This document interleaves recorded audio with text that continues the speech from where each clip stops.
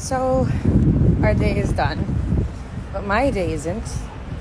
I'm going to 7-Eleven to buy some snacks for the kids and water and some other stuff, just so that they have, food to snack on. I just said that anyway.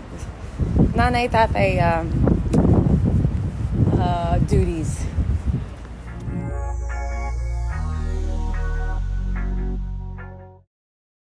Nasa Thailand nga ngayon ang pamilya ni Kylie Padilla. Kasama nga ang kanyang dalawang anak ay isinama sila dito ni Mariel Padilla. Hindi nga lamang sila ang isinama ng kanilang tita Mariel, kundi pati ang kanyang mga tito at tita, lola at iba pang kapatid ay nandito rin. Ibinahagi naman ni Kylie Padilla ang ilan sa mga masasayang ganap nila dito, lalong-lalo pa nga ang mga ganap nila ng kanyang anak na sina Alas at Axel. Masaya itong si Kylie na ngayon ay nagkaroon muli sila ng bonding ng kanyang dalawang anak. Kitang-kita naman dito kina Kylie ang kaligayahan sa kanilang napakasayang bakasyon dito sa Thailand. Makikita rin na nagpalipad ng hot air itong sina Kylie. Dito nga ay isinulat nila ang kanilang mga wish. Ang kanyang anak na sina Alas at Axel ay nagsulat dito at ito nga ang kanilang papaliparin. Tuwang-tuwa naman ang dalawang bata sa kanilang naging masayang bonding dito sa Thailand.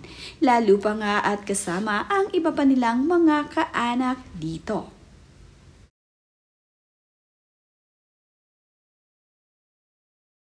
Ito nga ang mga isinulat ng mga anak ni Kylie Padilla sa balon na kanilang papaliparin. We are going to Cat Village, and it's so scenic on the way there. Beautiful.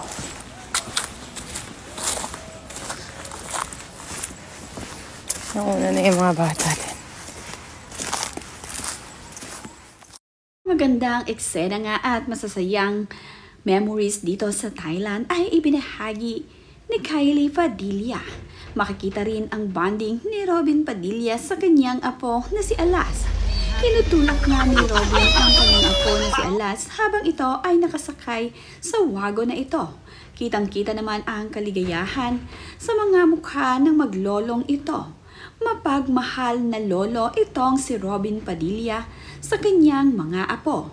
Talaga namang napakaganda ng kanilang mga ngiti.